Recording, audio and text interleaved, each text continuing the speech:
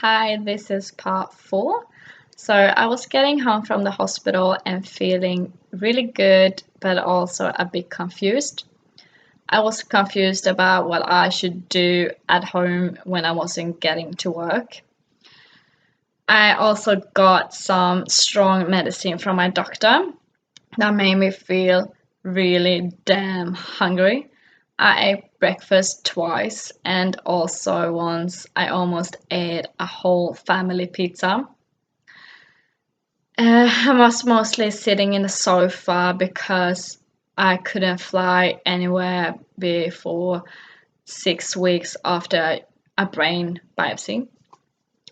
So I had booked tickets to New Zealand that I had to cancel, and I got the money back because I had the right reason. And I wanted to go through Asia on my way home, but I felt like Bruce has ruined it all. But now I see like I have a reason to go back. And something that did expiring was my visa. And that Australian is an island makes it a little bit harder because I couldn't go anywhere and then come back and get a tourist visa. I had to get a medical visa. That is very expensive and take a lot of paper to get it. So I almost had every paper and sent that in, and it didn't get approved at first. But the person who wrote to me, I wrote back and I said something like, "Look, I have cancer, I need to go home." And suddenly I got it. Then I went to a doctor who was taking out my stitches. It looked like stitches. And I brought a scissor. It looked like a scissor. And he had never done it before, so he did it in a really weird, like he did it really weird. He, it hurt, and I felt the blood pouring down my forehead, and also felt sick, like I wanted to throw up. Then later on, I went to the chemotherapist, and he talked. No, I sat in the waiting room, and they were all over 50 years old, and they were looking at me with pity. And then a woman came in with her daughter, who was probably in the same age as me.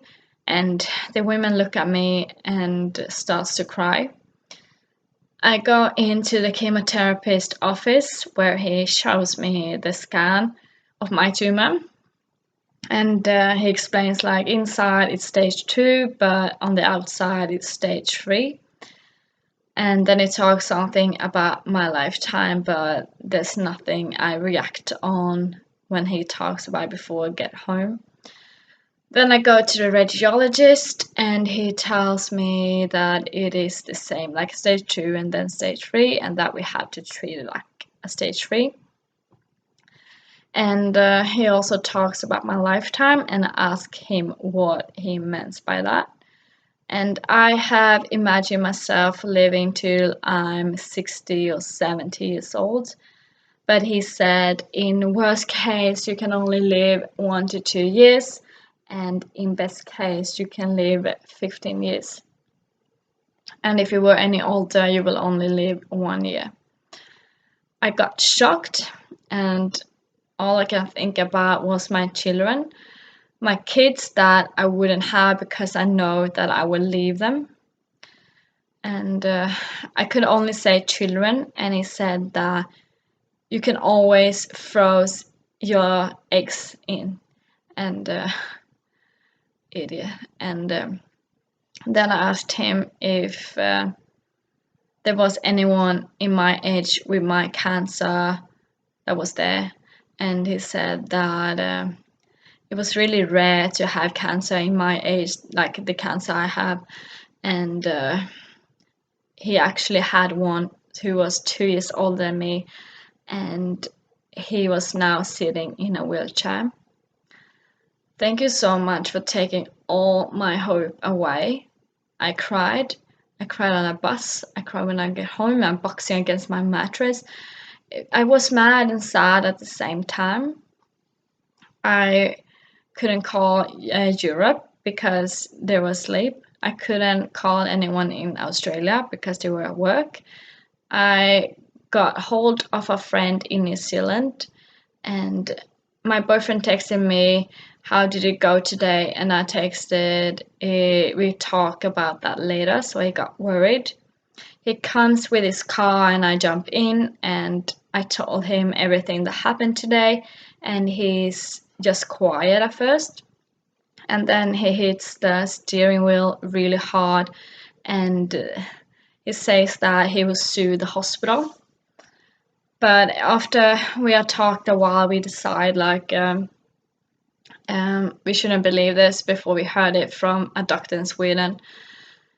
And I looked on a website where it says that only where it says 95% will die within a half a year after they got the biopsy. Oh no, sorry, the diagnosis. So I realized that only 5% live longer than that. So I felt like I was dying. I prepared letters, and I also prepared how I wanted my funeral to be, happy. And I also wrote what they should do with my body. A tree like close to the airport. And I really felt like I was dying soon. I want to end this now because it's really serious for me. Thank you so much for listening. Goodbye.